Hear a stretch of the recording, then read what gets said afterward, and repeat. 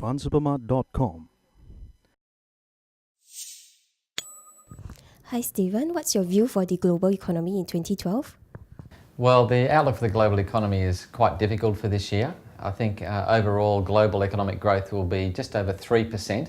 That's pretty close to trend, but I think what that masks is big differences in growth right across the world. So we would expect Europe to be the weakest part of the global economy, most likely a recession in Europe given the ongoing sovereign debt crisis and the need for tighter fiscal policy.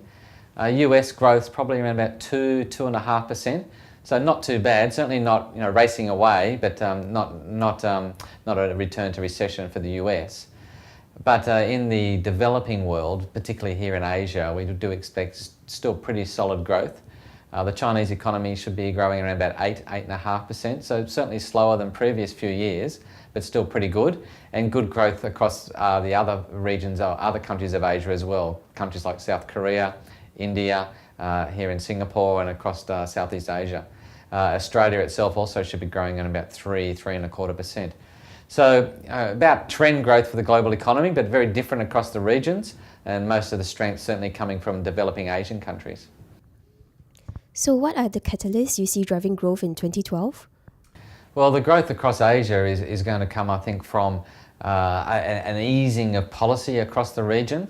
We saw global inflation peak in 2011, so this year in 2012, as inflation pressures subside, we should be able to see countries across Asia ease monetary policy in particular, trying to help stimulate some growth in the consumer and the household sector and also in the business sector.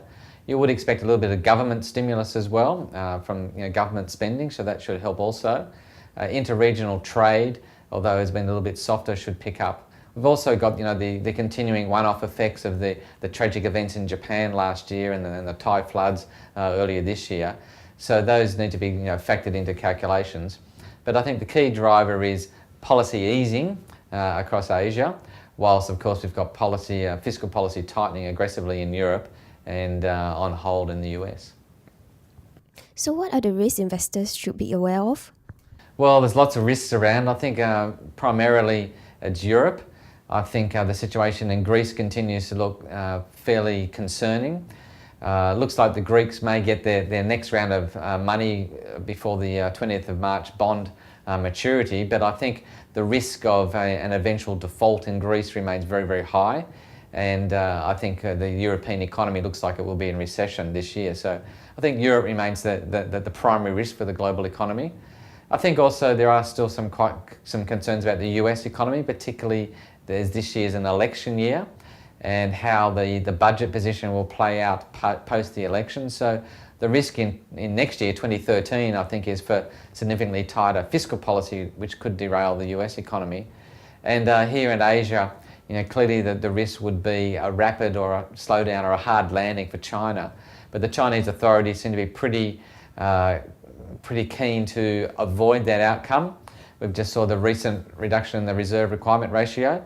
So the Chinese authorities have already signalled that they will ease policy, but I think there is still some risk in the outlook for China as well.